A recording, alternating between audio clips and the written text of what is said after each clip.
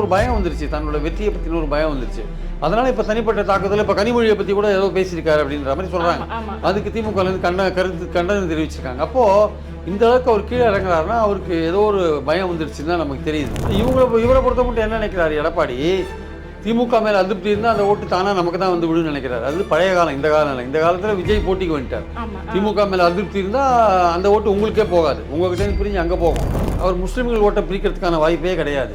கிறிஸ்தவர்கள் ஓட்டை பிரிப்பாருன்னா அது நம்பிக்கை இருந்தது, இப்போ அதுவும் போச்சு. கிறிஸ்தவர்கள் ஓட்டை அவர் எடுக்க முடியாது. ஏன்னா கிறிஸ்தவர்களுக்கு எதிரான சட்டத்தை பாஜக கொண்டு வராங்க. கிறிஸ்தவ நிறுவனங்களுக்கு, தொண்டு நிறுவனங்களுக்கு கொடுக்குற பணம் வெளிநாட்டில் வர பணம், FCRA சட்டம். அந்த FCRA சட்டத்தை பற்றி விஜய் ஒரு வார்த்தை பேச மாட்டேங்கிறார். இப்போ சென்சஸ் பண்ணுறீங்கல்ல, சென்சஸ் ஆரம்பிச்சிட்டீங்கல்ல, எப்படி 1-2 வருஷத்தில் சென்சஸ் முடிஞ்ச பிறகு தொகுதி மறுசீரமைப்பு பண்ணுங்க. 29 பண்ணணும் என்ன இருக்கு, கட்டாயம் இருக்கு. ஏன் பணக்கார ஓட்டு பிள்ளைங்க தான் ஹிந்தி படிக்கணுமா, நாங்களும் ஹிந்தி படிக்க கூடாதா? இது ஒரு கேள்வியா முன் வைக்கிறாங்கல்ல. ஏங்க ஹிந்தி படிச்சு எங்களுக்கு என்னங்க ஆக போகுது? நாங்கள் இங்கிலீஷும் தமிழும் படிச்சு நாங்கள் மேலே வெளிநாட்டில் நாங்கள் தாங்க வேலை செய்யணும். நீங்களே வேலை செய்றீங்க. வடநாட்டிலேருந்து லட்சக்கணக்கான பேர் இங்கே வந்து உட்காந்துருக்காங்க. எல்லாரும் தமிழ் படிச்சுட்டா வந்து உட்காந்துருக்காங்க. எல்லாம் தமிழ் படிச்சுட்டா இங்கே வந்து உட்காந்து வேலை செய்கிறான். இல்லை, மக்களுக்கு வந்து அவங்க சுயநலம் ரொம்ப அதிகமாக போச்சுங்க. அவன் வந்து பொது விஷயத்தில் வந்து பெருசாக கவனம். இப்போ கூட அதனால தான் திமுக வின் பண்ணுன்னு சொல்கிறேன். உங்களுக்கு 1000 ரூபா வருது இல்லை, நீங்கள் அதை பார்த்துட்டு தான் ஓட்டு போடுவீங்க. சட்டம் ஒழுங்கை பற்றி உங்களுக்கு ஒன்றும் கவலை கிடையாது.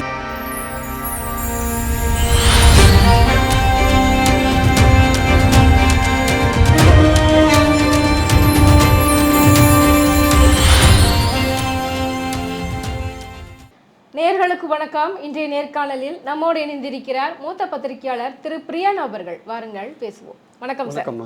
பிரச்சாரங்கள்லாம் ரொம்ப வேகமாக போய்கிட்டு இருக்கு, ரொம்ப பரபரப்பாக போய்கிட்டு இருக்குது. ஒவ்வொரு கட்சிகளும் இன்னொரு கட்சிகளை வந்து தாக்கி பேசிட்டு இருக்காங்க. குறிப்பாக எடப்பாடி பழனிசாமி அவர்களுடைய பேச்சு வந்துட்டு சமீப காலங்களில் சமூக வலைதளங்கள்லையும் சரி, மக்கள் மத்தியிலையும் சரி, ஒரு பேசு பொருளாக மாறி இருக்குது. ரொம்ப தரம் தாழ்ந்து பேசி கொண்டிருக்கிறார். உதயநிதியை பார்த்து இதெல்லாம் வந்து போயிருக்க வேண்டியது அந்த மாதிரி பேசுவதும், கொரோனா காலத்தில் முதல்வர் அவர்கள் இறந்திருக்க வேண்டியது, கனிமொழியை பார்த்து இவங்கெல்லாம் செல்லா காசு, இந்த மாதிரியான விமர்சனங்கள் ரொம்பவும் கீழ்த்தரமாக இருக்கிறது அப்படின்னு கமெண்ட்ஸ் வந்துட்டு இருக்கு. உங்கள் பார்வையில் எப்படி பார்க்குறீங்க?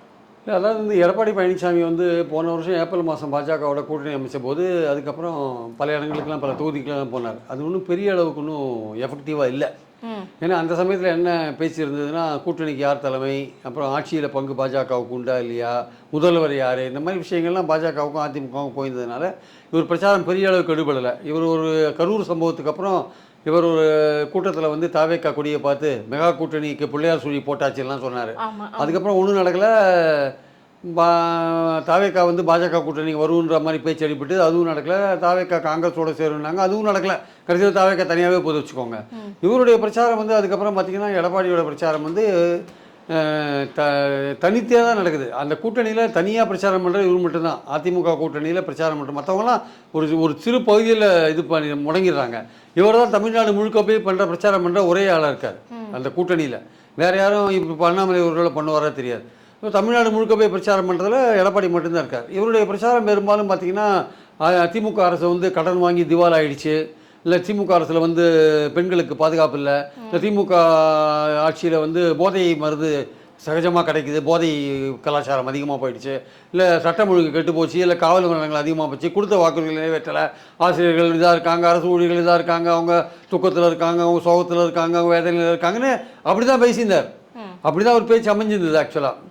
அப்போ திடீர்னு பார்த்தா ஒரு நாள் என்ன பண்ணார், வீட்டு சிறையில் வச்சுட்டாரு ஸ்டாலின் அப்படின்னு பேசினார். என்னடான்னு பார்த்தா ராஜா ஏதோ 2016 ஏதோ ஒரு யார் கூட பேசியிருக்கார். ஒரு பாதிக்கப்பட்ட கட்சிக்காரனுக்கு தலைமை மேலே கோபம் உள்ள ஒரு கட்சிக்காரன்ட்டு பேசுகிறார். அவனுக்கு ஆறுதல் சொல்லும்போது ஏதோ பேசிட்டார் போல் இருக்கு. அதில் ஒரு வார்த்தை வந்து ஸ்டாலினே வந்து அவங்க அப்பா வந்து யாரையும் பார்க்க முடியாது இப்படி உள்ளே வச்சிருக்காருன்னு ஏதோ பேசிட்டார் போல் இருக்கு. அதை வச்சுட்டு இவர் என்ன சொல்லிட்டார், வீட்டு சிறையில் வச்சுட்டாங்க. அழகிரி அந்த காலகட்டத்தில் ஏதோ பேசினார் போல் இருக்கு. அதையும் சேர்த்து ஒன்றா வச்சு இந்த மாதிரி மூக்க அழகிரி அதை வீட்டு சிறையில் வந்து ஸ்டாலின் வச்சுட்டாருன்னு பேசியிருக்காரு. நான் வந்தால் விசாரணை பண்ணுவேன்னு ஆட்சிக்கு வந்தால். அதாவது அதில் ஏதாவது ஒரு அடிப்படை வேணும். 4.5 வருஷ காலம் முதல்வராக இருந்திருக்கார். கொஞ்சமாவது யோசிக்கணும். ஜெயலலிதா வந்து மருத்துவமனையில் இருந்தபோது 90 நாள் யாரும் பார்க்கவே இல்லை, எக்ஸப்ட் சசிகலா.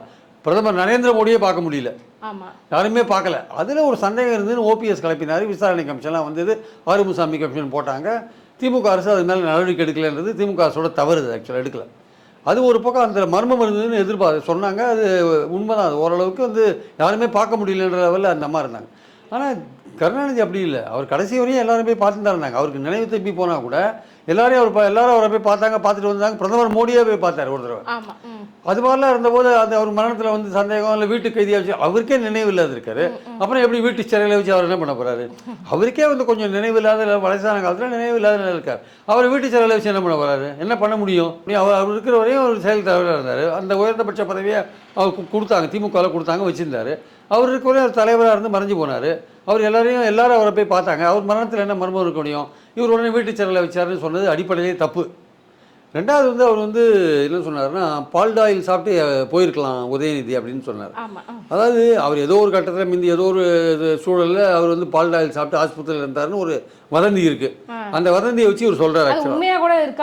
என்ன இவருக்கு கோவம்னா உதயநிதி மேல, உதயநிதி எல்லா கூட்டத்திலையும் அவருக்கு நல்ல கூட்டம் வருது தமிழ்நாடு முழுக்க உதயநிதிக்கு. அவர் என்ன காமிக்கிறாருன்னா, இவர் அந்த கூவத்தூரில் சசிகலா காலில் போய் பிடிச்சி பதவி வாங்கினார் பார்த்தீங்களா, தவழ்ந்து போய் அந்த ஃபோட்டோவை காமிச்சு பேசுகிறார்.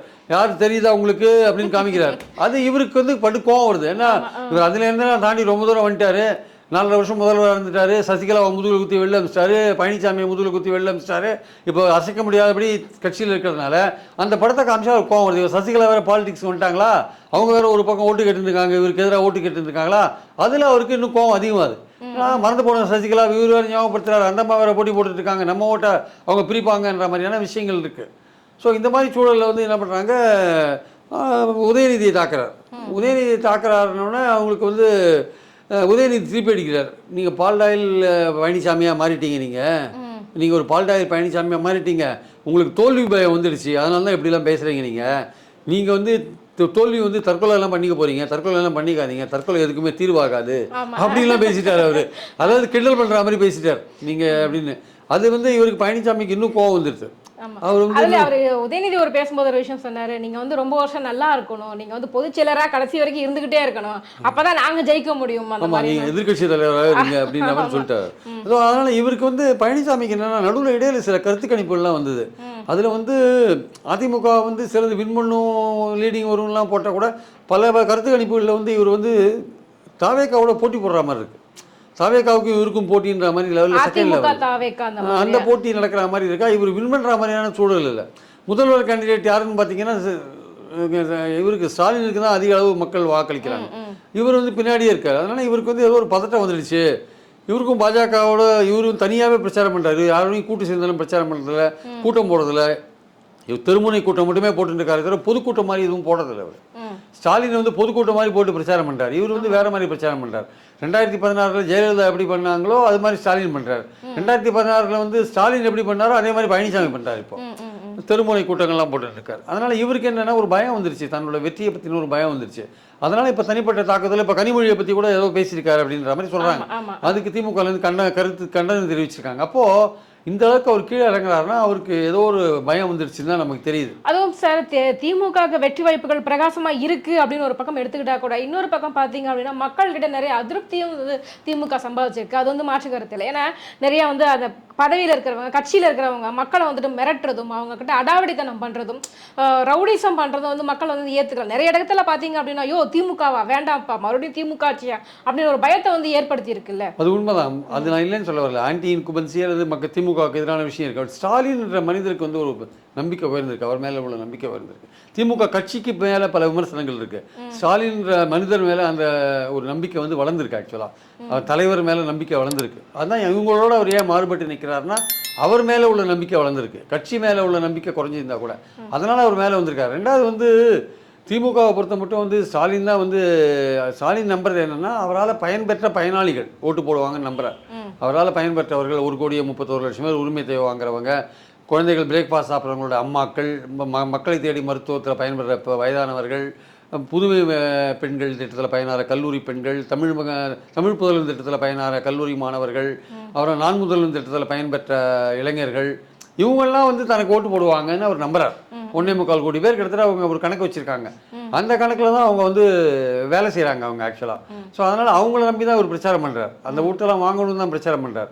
ஸோ இவரை பொறுத்த மட்டும் என்ன நினைக்கிறார் எடப்பாடி, திமுக மேலே அதிருப்தி இருந்தால் அந்த ஓட்டு தானாக நமக்கு தான் வந்து விடுன்னு நினைக்கிறார். அது பழைய காலம், இந்த காலம் இல்லை. இந்த காலத்தில் விஜய் போட்டிக்கு வந்துட்டார். திமுக மேலே அதிருப்தி இருந்தால் அந்த ஓட்டு உங்களுக்கே போகாது, உங்ககிட்டேருந்து பிரிஞ்சு அங்கே போகும்.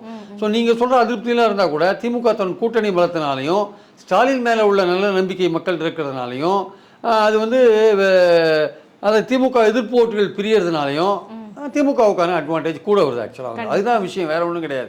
கூட்டணி மெகா கூட்டணியாக இருக்குது, திமுக எதிர்ப்பு ஓட்டுகள் பிரியுது. அதே சமயம் வந்து பார்த்தீங்கன்னா பயனாளிகள் மூலமாக ஓட்டு வரதுக்கான வாய்ப்புகள் நிறையா இருக்குது. திமுகவுக்கு சொந்த செல்வாக்கு இருக்குது. அதன் மூலமாக அவங்க ஒரு 4 முனை போட்டியில் ஒரு 35% வாங்கினாலே வந்து ஆட்சியை பிடிக்க முடியுன்ற நம்பிக்கையில் அவங்க ஒர்க் பண்ணிட்டு இருக்காங்க. அதே மாதிரி பார்த்தீங்கன்னா வந்து திமுக அதிமுக ஓட்டை மட்டுமே விஜய் பிரிப்பார் சொல்லலை, விஜய் திமுக ஓட்டையும் பிரிப்பார். ஆனால் எவ்வளோ தூரத்துக்கு பிரிப்பார் அதுலேயும் ஒரு பிரச்சனை இருக்குது. அவர் முஸ்லீம்கள் ஓட்டை பிரிக்கிறதுக்கான வாய்ப்பே கிடையாது. கிறிஸ்தவர்கள் ஓட்டை பிரிப்பாருன்னா அது நம்பிக்கை இருந்தது, இப்போ அதுவும் போச்சு. கிறிஸ்தவர்கள் ஓட்டை அவர் எடுக்க முடியாது. ஏன்னா கிறிஸ்தவர்களுக்கு எதிரான சட்டத்தை பாஜக கொண்டு வராங்க. கிறிஸ்தவ நிறுவனங்களுக்கு தொண்டு நிறுவனங்களுக்கு கொடுக்குற பணம் வெளிநாட்டில் வர பணம் FCRA சட்டம். அந்த FCRA சட்டத்தை பற்றி விஜய் ஒரு வார்த்தை பேச மாட்டேங்கிறார். அதே மாதிரி ஹிந்தி மொழியை வந்து CBSE ஸ்கூலில் திணிக்கிறாங்க. 3வது மொழின்ட்டு ஹிந்தியை திணிக்கிறாங்க. 3வது மொழின்னு பேர் தான், ஆனால் அல்டிமேட்டாக அது ஹிந்தியில் தான் போய் முடியும். அதை வந்து அவங்க கொண்டுறாங்க. அதை பற்றியும் விஜயோ பழனிசாமியோ வாய திறக்க மாட்டேங்கிறாங்க. இதை வந்து ஸ்டாலின் வந்து முழுக்க அதை கையில் எடுக்கிறார் ஆக்சுவலாக. அப்போது கிறிஸ்தவர்களுக்கு வர இந்த ஆபத்தை வந்து பேசாத இருக்கிற விஜயை வந்து தமிழ்நாட்டில் இருக்கிற எல்லா கிறிஸ்தவ சபைகள் இருக்குல்ல எல்லாத்துலையும் தீர்மானம் போடுறானுங்க. இந்த FCRA சட்டத்தை எதிர்க்காத இருக்கிற எந்த கட்சிகளுக்கும் எங்களுக்கு ஓட்டு கிடையாதுன்ட்டு. அப்போ விஜய் இதுவரையும் வெளிப்படையாக எதிர்க்கலை, இனிமேல் எதிர்ப்பாரா சொல்ல முடியாது. அப்போது கிறிஸ்தவர்களில் ஒரு பகுதியினர் அவருக்கு ஓட்டு போடுறதா இருந்தாங்க. இப்போ அதுவும் மாறி போகுது நிலைமை. இப்போ கிறிஸ்தவர்களில் ஒரு இளைஞர்கள் பட்டாளத்தில் கொஞ்சம் ஒரு சின்ன ஒரு 1% 2% இளைஞர்கள் வேணால் போடுவாங்கன்ற நம்பிக்கை இருக்கிறத தவிர இருக்கிற 13-14% மைனாரிட்டி ஓட்டு பெரும்பாலும் 90% திமுக காங்கிரஸ் அணிக்கு தான் வரப்போகுது. திமுக காங்கிரஸ் அணியில் பல பிரச்சனைகள் இருக்குது. விடுதலை சிறுத்தைகள் ஒரு பிரச்சனை பண்ணி இப்போ தான் ஓஞ்சிருக்காங்க. காங்கிரஸுக்குள்ளே ஒற்றுமை இல்லை, அங்கே ஒரு சில பிரச்சனைகள்லாம் ஓடின்னு இருக்கு. இருந்தாலும் ஸ்டாலின் வந்து எதையுமே நம்புறதுக்கு ரெடியாக இல்லை. அவர் நம்புறது என்னென்னா தன்னுடைய பிரச்சாரத்தையும் தன்னால் பயன்பெற்ற பயனாளிகள் தனக்கு ஓட்டு போடுவாங்க, அதன் மூலமாக தான் வின் பண்ண முடியுன்ற ஒரு நம்பிக்கை தான் அவர் போயிட்டுருக்காரு. தனக்கு எதிரான ஓட்டுகள் பிரியறதுனால தான் ஓட்டு வாங்கி வின் பண்ண முடியும்னு அவர் நம்புறாரு. தன்னுடைய மெகா கூட்டணியை நம்புறாரு. அவருடைய பிரச்சாரம் வந்து டீசெண்டாக ஒழுங்காக இருக்கிறத நம்ம பார்க்குறோம். எந்த விதமான ஒரு ஆபாசமான விஷயங்கள் இல்லாமல் நேரடியான ஒரு பிரச்சாரம் வந்து பாஜக எப்படி வந்து பிரச்சனைகள் பண்ணுறாங்க, அதிமுக எப்படி அதற்கு அடிமையாக இருக்காங்கன்னு போன்ற விஷயங்களை அவர் பண்ணுறார். ஸோ அதனால் அவருடைய பிரச்சாரம் நேர்மையாக இருக்குது. ஆனால் எடப்பாடியோட பிரச்சாரம் அதுக்கு நேராக தாறுமாறாக வந்து தரக்குறைவாக போயிட்டு இருக்கிறத நம்ம பார்க்குறோம். தடுமாற்றத்தில் போயிட்டு இருக்கிறத பார்க்குறோம். அவர் வந்து ஏதோ ஒரு பிரச்சனையில் மாட்டிகிட்டு இருக்காரு. அவருக்கு பிரச்சனை என்ன அர்த்தம், அவருக்கு வெற்றி வருமானது ஒரு சந்தேகம் வந்துடுச்சு. அதுதான் உண்மை ஆக்சுவலாக. அதே மாதிரி பார்த்தீங்க அப்படின்னா நீங்கள் ஒரு சட்டம் எல்லாம் கூட சொன்னீங்க, FCRA சட்டம் குறித்தெல்லாம் நம்ம பேசணும். பாஜக அந்த சட்டம் எல்லாம் கொண்டுட்டு வருது. இப்போ எலெக்ஷன் வரை வரப்போகுது.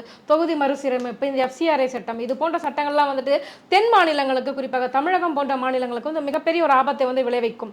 கூட்டணியில் இருக்கக்கூடிய எடப்பாடி பழனிசாமி அவர்களுக்கும் நல்லாவே தெரியும். ஸோ எலெக்ஷன் நேரத்தில் இவ்வளோ தைரியமாக பாஜக இந்த மாதிரியான விஷயங்களை பற்றி பேசுகிறாங்க அப்படின்னா அப்போ அவங்களோட மைண்ட் செட் என்னவாக இருக்குது சார்? குழப்ப நிலையில் இந்த 5 மாநில தேர்தல் முடிகிற வரையும் வெயிட் பண்ணுவாங்க. இப்போ இந்த FCRA கொஞ்சம் ஒத்தி வச்சிருக்காங்க. ஏன்னா கேரளாவில் நிறைய கிறிஸ்டின்ஸ் இருக்காங்கல்ல, அதனால் அதை கொண்டு வந்து டக்குன்னு வித்ரா பண்ணி அப்படி ஓரமாக தள்ளி வச்சுருக்காங்க. இந்த எலெக்ஷன் முடியணும்னு அதை அமுல்படுத்துவாங்க. அதே மாதிரி நீங்கள் சொல்கிற மாதிரியான தொகுதி மறுசீரமைப்பு, அந்த பெண்கள் ஒதுக்கீடு வந்து 2011 மக்கள் தொகை அடிப்படையில் பண்ணணும்னு நினைக்கிறாங்க. அப்போ 2011 மக்கள் தொகை அடிப்படையில் தொகுதி மறுசீரமைப்பு பண்ணணும்னு நினைக்கிறாங்க. அதன் முறையெல்லாம் பண்ணின்னு பார்த்தீங்கன்னா 816 இடங்கள் பார்லிமெண்ட்டில் வந்துடும். அதில் இப்போ இருக்கிறதோட வட மாநிலங்களுக்கு 200 இடங்கள் அதிகமாக வரும். சவுத் இந்தியாவுக்கு 60-65 இடங்கள் தான் அதிகமாக வரும். அப்படி பார்த்தா 29 எலெக்ஷனில் இதெல்லாம் நடந்ததுன்னா வச்சுக்கோங்க, பெண்களுக்கு 33% 2011 மக்கள் தொகையில் கொடுத்தலாம் பண்ணாங்கன்னா எதிர்காலத்தில் பாஜக தெற்கு பகுதியில் இருக்கிறவங்களை நம்பாமல் வடக்கு பகுதியில் இருக்கிறவங்களை நம்பி மட்டுமே வின் பண்ணுறதுக்கான வாய்ப்பு இருக்கும். சட்டத்தை நிறைவேற்றத்துக்கான வாய்ப்பு இருக்கும். எந்த சட்டத்தை வேணால் வடக்கு பகுதியில் அதிகமாக வின் பண்ணி அங்கே இருக்கிற மாநிலங்கள் மத்திய பிரதேசம், உத்தரப்பிரதேசம், ராஜஸ்தான், சத்தீஸ்கர், இந்த மாதிரி மாநிலங்கள், டெல்லி போன்ற மாநிலங்களில் அங்கே மட்டும் பிரச்சாரம் பண்ணி, குஜராத் போன்ற மாநிலங்களில் மட்டுமே முழு வெற்றியை பெற்று நம்ம எல்லா சட்டத்தையும் நிறைவேற்றலாம், இந்தியா முழுக்க ஆளலான்ற எண்ணத்தில் அது செய்கிறாங்க. ஆக்சுவலாக சவுத்தில் அவங்களுக்கு பெரிய செல்வாக்கு வராது. ஆனால் இங்கே அதிகமாகும், இங்கே எண்ணிக்கை அதிகமாகும். இங்கே இருக்கிற 39, 59 கூட ஆகலாம். ஆனால் ஒட்டுமொத்தமாக சவுத் இந்தியா பார்த்தீங்கன்னா 65-66 தொகுதிக்கு எம்பிக்கு இது லிஸ்ட் வந்து குறைக்க போகிறதா தான் சொல்றேன். நம்மளுக்கு வந்து புதுச்சேரியோட சேர்த்து 40 இருக்குது அப்படின்னும் போது 40ஐயும் குறைப்பதாக தானே சார் திட்டம்? இல்லை, 816 மாற்றுறாங்க. ஓகே, பாராளுமன்ற உறுப்பினர்கள் எண்ணிக்கை 816 மாற்றுறாங்க. 816 மாற்றும் போது நார்த் இந்தியாவில் இருக்கிற ஸ்டேட்ஸுக்கு அதிகமாக வருது. 80 தொகுதி இருக்கிற உத்தரப்பிரதேசத்துக்கு 120 வருது. அதே மாதிரி மத்திய பிரதேஷ், குஜராத் எல்லா இடத்துலையும் அதிகமாகுது. அதெல்லாம் பார்த்தீங்கன்னா 200 இடங்கள் அதிகமாகுது. அப்போ அந்த 200 இடங்கள் அதிகமாக போகும்போது ஏற்கனவே அவங்க வந்து ஒரு 300 இடங்கள் வச்சுருக்காங்க. 300 + 200 500. 816 வந்து நீங்கள் ஒரு 400 வாங்கினாலே போகிறோமே, நீங்கள் ஆட்சி அமைக்கிறதுக்கான வாய்ப்பு இருக்குல்ல, அந்த சைடில் கான்சன்ட்ரேட் பண்ணாலே போகிறோமே. 500 இடங்கள் அங்கே இருக்குது, 400 இடத்த வாங்கிட்டான்னா என்ன பண்ணுறது? அது அந்த ஐடியாலாம் ஒர்க் பண்ணுறாங்க. ஸோ நிரந்தரமாக பாஜக ஆட்சி பண்ணுறதுக்கு பாஜக என்ன பண்ண முடியும் அதை பண்ணுறாங்க. அதுவும் இப்போ தேர்தல் நடந்துருக்கு. இந்த நேரத்தில் வந்து அந்த சட்டத்தை கொண்டு வரணும்னு ஒரு விஷயத்தை கையில் எடுக்கிறாங்க. ஆமாம் ஆமாம் ஆமாம். ஸோ 2011 ஏன் பண்ணுறீங்க? இப்போ நீங்கள் சென்சஸ் பண்ணுங்க. இப்போ சென்சஸ் பண்ணுறீங்கல்ல, சென்சஸ் ஆரம்பிச்சிட்டிங்கல்ல, எப்படி 1.5-2 வருஷத்தில் சென்சஸ் முடியும். முடிஞ்ச பிறகு தொகுதி மறுசீரமைப்பு பண்ணுங்க. 29 பண்ணணும்னு என்ன இருக்குது, கட்டாயம் இருக்குது. 34 பண்ணுங்க. சாரி 29 அப்புறம் 34 தான் பார்லிமெண்ட் எலெக்ஷன். அதில் 34 பண்ணிட்டு போங்க. யாரும் உங்களை வேண்டாம்னா நீங்கள் ஏன் அவசரமாக பண்ணீங்க? 2011 மக்கள் தொகையில் பண்ணணும் என்ன கட்டாயம் இருக்கா?